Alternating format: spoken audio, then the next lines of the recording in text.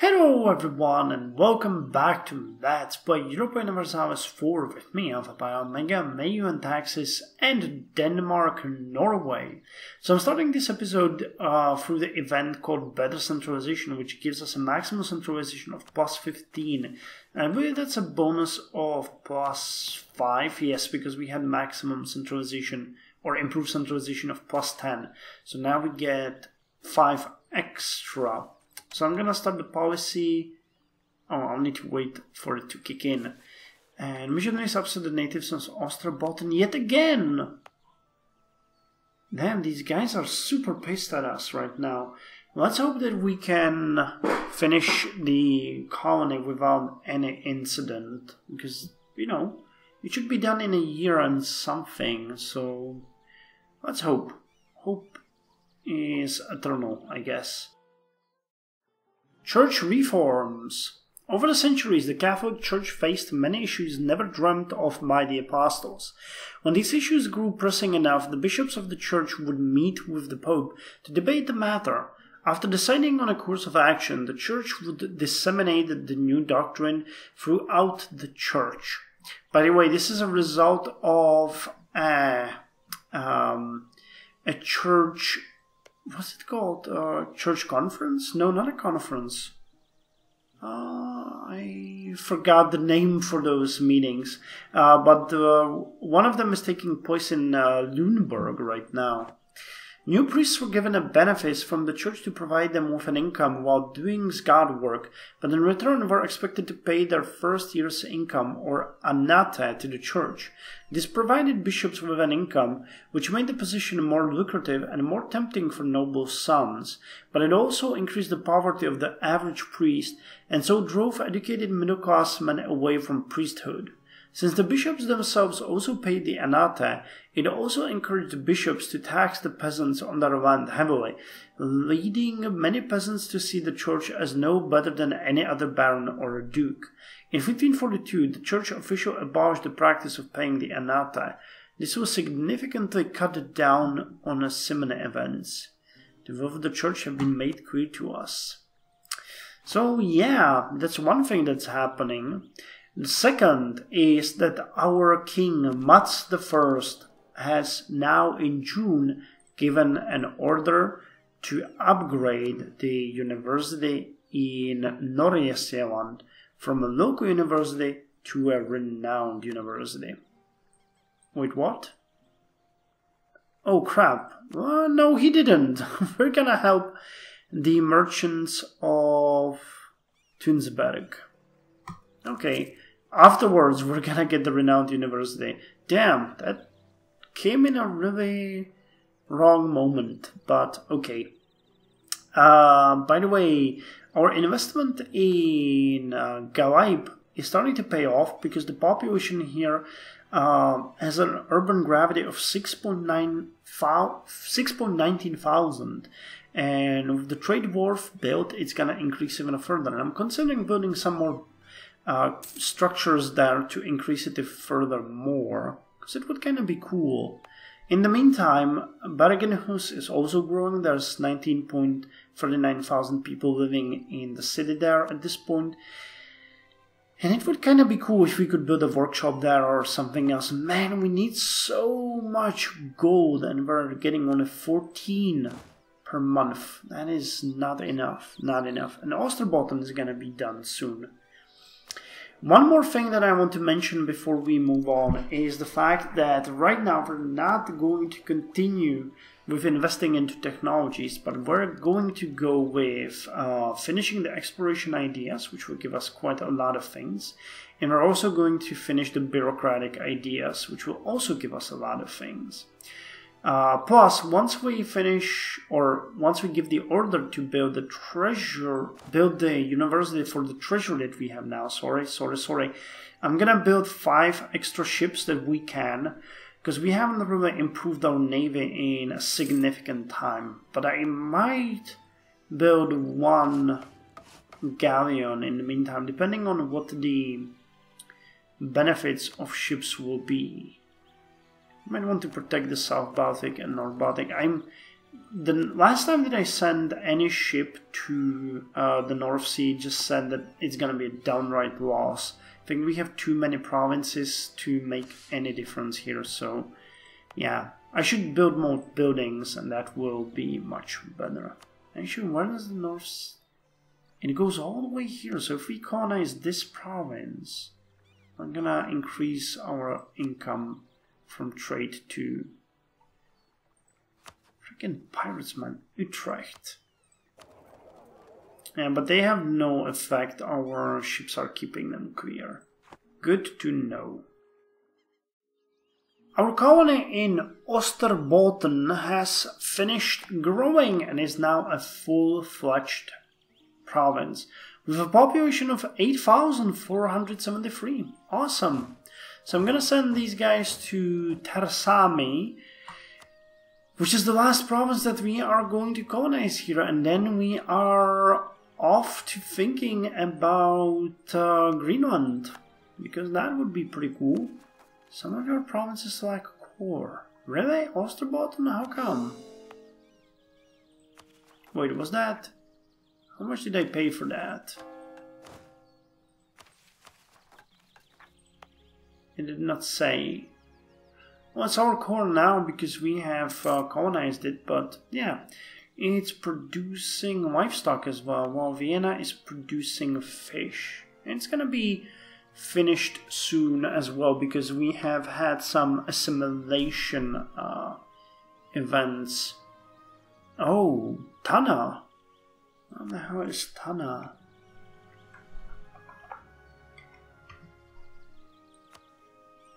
Oh, that's far. Wow, that's a very small... Terrible plague. Well, we haven't had a plague in a while, so this is gonna be interesting to see how many people live there again.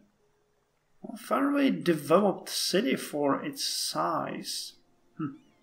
Oh, and by the way, we are building the renowned university. Hell yeah. Here comes the Reformation rape train. Choo-choo, all on board. 95 Theses. A Gascon monk has broken his silence and publicly criticized the church for its excesses.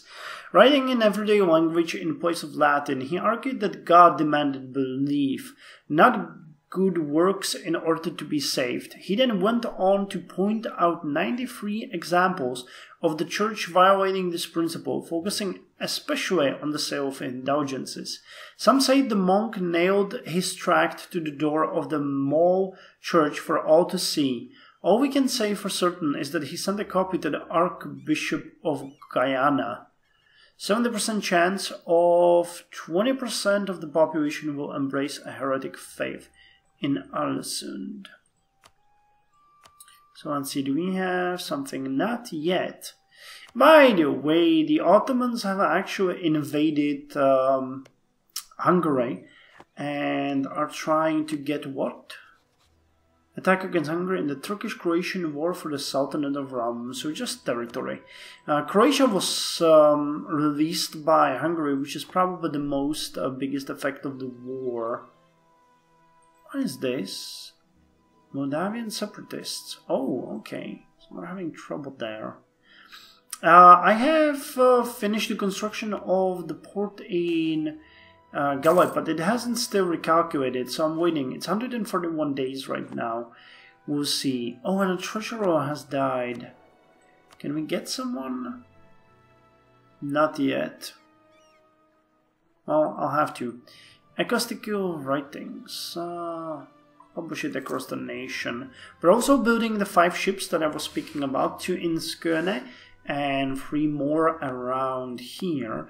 And I have given an order to build the church or cathedral in Wismar to boost the urban gravity of that place. We're also gonna boost it elsewhere. We're gonna build a church in Wagrien and Stormarn because, oh, maybe not Stormarn, but Wagrien definitely. Because that one has a decent urban gravity already, and building this would be nice. I'll have to focus on some of those workshops later on. How long till we get The renowned university, 233 days. I can't really wait. The population is growing pretty rapidly. We have already 135,000 people living in our capital here. So the province is becoming very, very good. The urban production revenue is very high. Reminder center of production. We are unbelievably wealthy and an important center of trade. Court painter available. Why do we have been looking for painters or artists to try to adequately capture the glory of our king? As it happens, a painter offered his service to us just this morning. Oh, 138 gold. Unfortunately, we can't really afford that, so decline his services. But at 50 stability points would be really nice. We're at 106. So soon, greater nobles, soon you will lose your privileges. Still not recalculated, damn. Renaissance masterpiece of religious art. A famed artist in our country has produced a stunning piece of art that illustrates the supremacy of God over the world. It awes everyone who sees it and beautifully confirms the order of existence. As the royal family patrons the artist, it is now up to us to decide what happens to it. We can display it for the entire Christian world to see. Perfect time when I was just in need of some money. Or a perfect illustration of our royal piety. Actually, you guys know what I'm gonna do. It's going to be a perfect illustration of our royal piety, and now we're going to revoke privileges of the greater nobles. And it's going to be the low tax exemption, because that one will increase our income. So let's hope that's gonna work. Our income is 16.83. Council of Lüneburg. Progress is slow. So council is the word I was looking for a couple of minutes ago. Orasentalen, okay. Burghers gain power in Galib. Nice! As cities in Galib have grown in size and influence, the burghers have exerted more and more local authority. Their power has significantly exceeded that of the greater nobles, and now they have become the dominant estate in the province. Okay, so they got 2 of our capital provinces and Galib. Still not recalculated, you bastards. But I could build something here. A marketplace would be good. I'm thinking of investing into this territory because it would be kind of reasonable. So which provinces? Damn, we have a lot of great nobles. 1, 2, 3, 4, 5, 6, 7 provinces are... Yeah, 7 provinces are... 8 provinces are controlled by them. So yeah, the income has increased significantly when we revoke the privilege by 3 per month. Greater nobles upset about the reform. No. Despite their best efforts, there are numerous dissenting voices within the greater nobles to reforms. Oh my god! We passed both checks. No loss of stability, and we are very close to getting second stability point. Come on, baby. I need it. I need it. Would you look at that? Galib's communication efficiency dropped from 131 days to measly 35 days, which means local unrest and monthly autonomy has been cut down by more than half, and we are losing 0.5 autonomy every month. So we are already down to 98.4. Things work out well when you know what you're doing. So I have ordered the cathedral to be built here, and we're also building a cathedral... Where? Okay, in 6 days the renowned university will be built in Copenhagen, and we're building cathedral in Wismar and Wagrien, and we have finished one of these ships. So let's go protect trade. Yeah, you can see it's a loss when you send it to North Sea. Hansa, nothing. North Baltic, huge profit. South Baltic, a bit of a profit. So let's send 2 to North Baltic. We'll send 1 to South and 1 to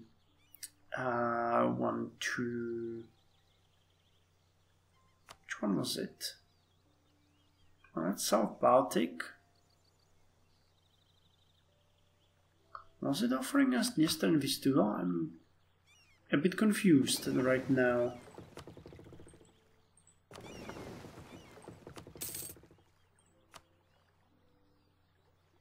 Oh, Rusland. Okay.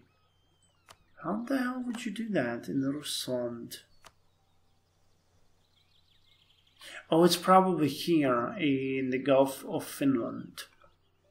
Okay, that will make a limited amount of sense. And by the way, Vienna will be very soon finished with the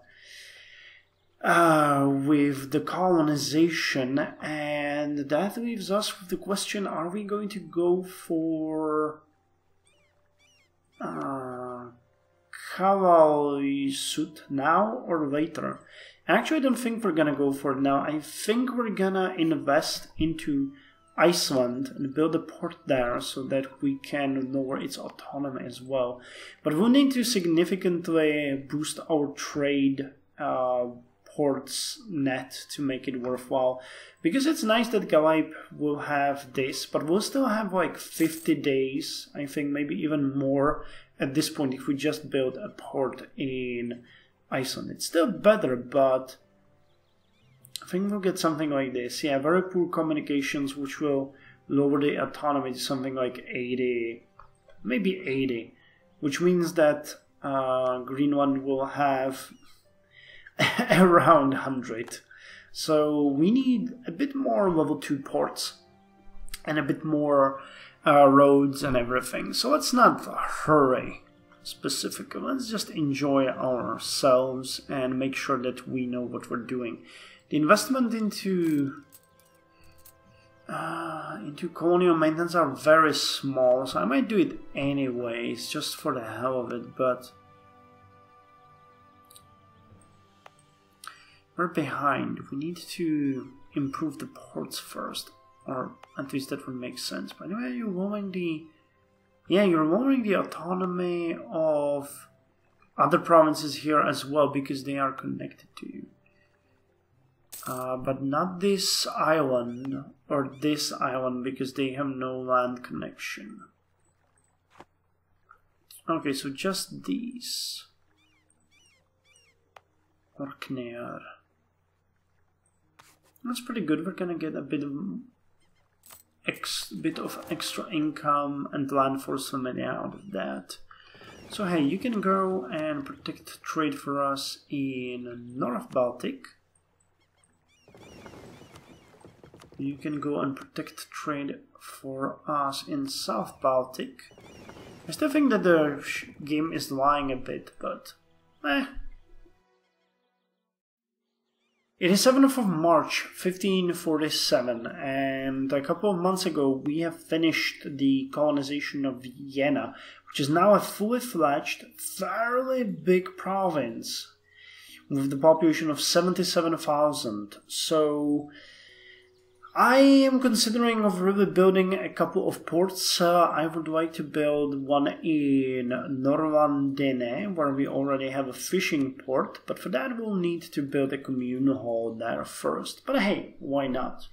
In the current situation, we're building a marketplace in Galip, where the autonomy has already dropped to 84.8%, and it continues to drop rapidly. A marketplace here will boost the urban gravity even further, way above 12, I expect. But after that is done, I think I'm gonna increase the porting into Trade Dockland, which is a rank 2 trade harbor, to see if we can push the autonomy even further. I have already started the project for incorporating Iceland into our territory. We are currently building a commune hall there, which will be done in 590 days. Yeah, it takes a lot of time because this is a Arctic area, so that takes a lot of time. But we can now get 2 ideas. We can get land of opportunity and exploration ideas, and we can get the collaboration and the bureaucratic idea. So let's start with land of opportunity, 247 diplomatic power. By portraying colonial lands as new virgin territory where any man can make his fortune, possibly some women too, more people will be willing to emigrate. So that increases our global settler by 4. And bureaucratic idea, collaboration.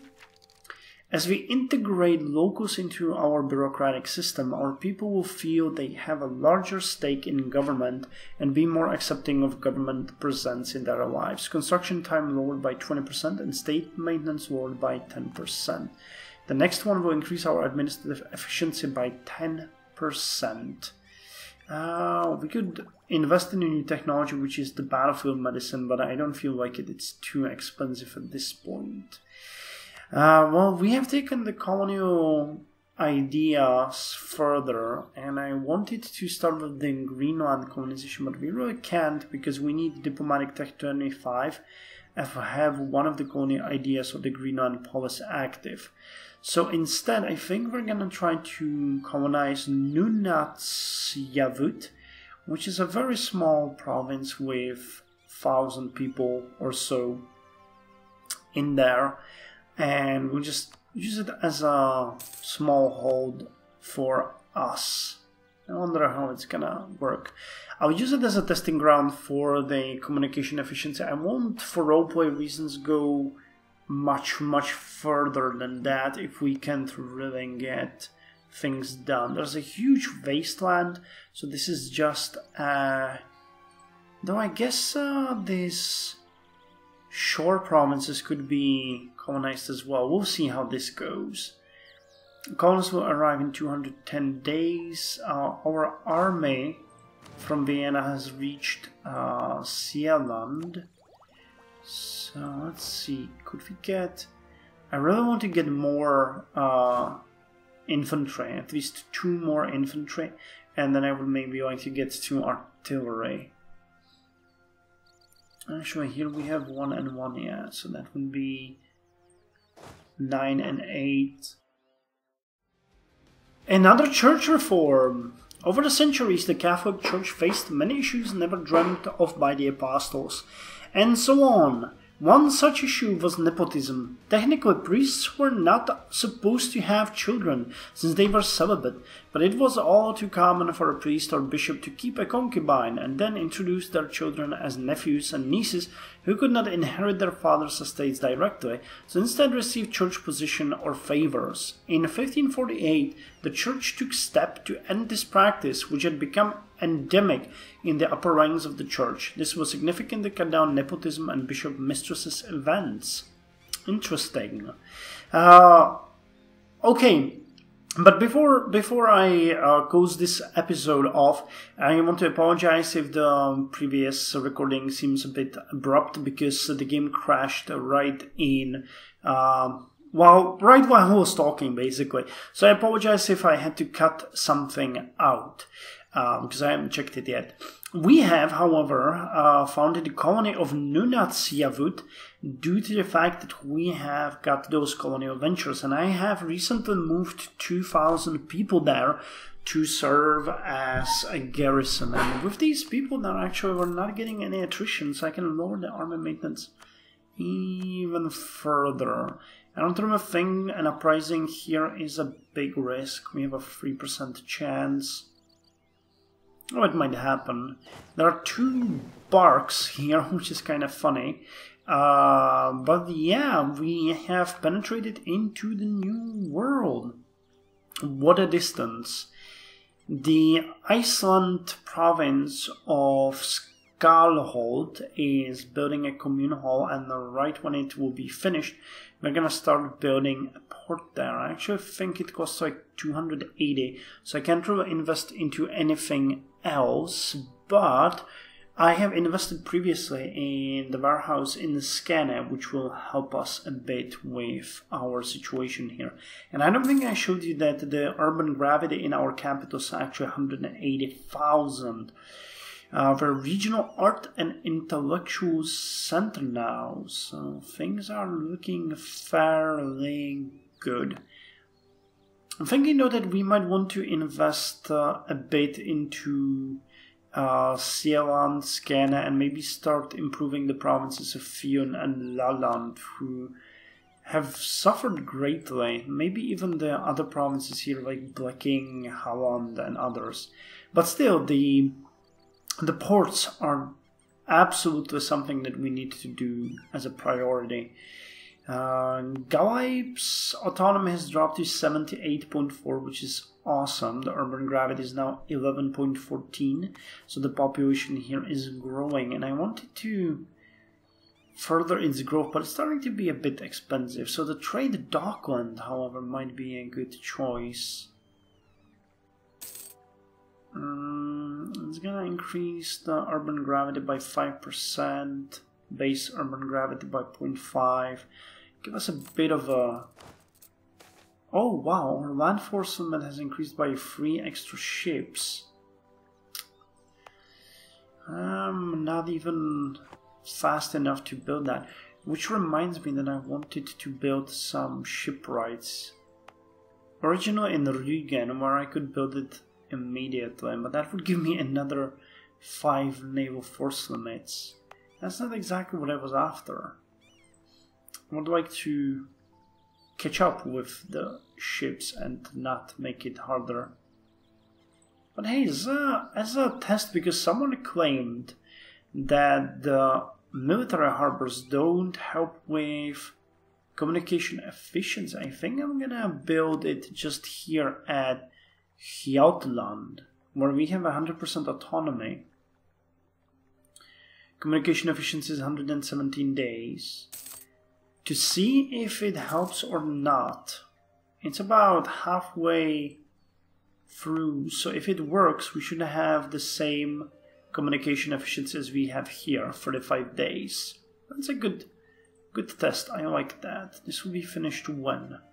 24th of November, so in 42 days, then we will order a port here and we can start focusing on the colony. It's gonna be...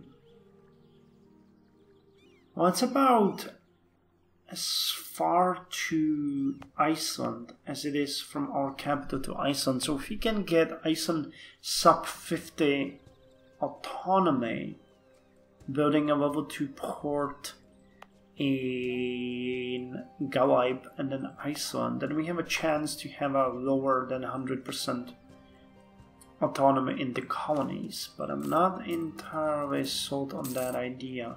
What are the requirements for a level 3 port? Because I know I can build it now. City Hall. Well, I'm not far from building that in our capital, but we are definitely not gonna be able to build it at other places. Plus, I wanted to build the port here. Oh, damn. Damn, oh damn. Oh yeah, we want to get this under control as well. Plus Sweden. Well, we'll have to face the fact that we're not going to integrate it in this this session, because the session is ending right now. So yeah, but hey, we moved some lengths. We've done so much. I'm happy. Things are looking good. Year 1548. And this is the span of Denmark, Norway. So next session, definitely integrating Sweden, definitely improving Iceland, definitely building some more ports around our coast and improving our mainland, because it's starting to be a bit embarrassing how little cities we have, with the exception of our capital. It's our urbanization. 9.2%, yeah, we really need to build a bit more of that. So I'd like to upgrade Sealand and Skåne and maybe start with Fyn and Laland and other places like Bleking and Halland, because yeah, it's time to grow outwards, and these are so cheap for what they will give us. So yeah, thank you for watching, and I'll see you in the next episode of Let's Play Norway. Denmark or Denmark-Norway, depends on your perspective.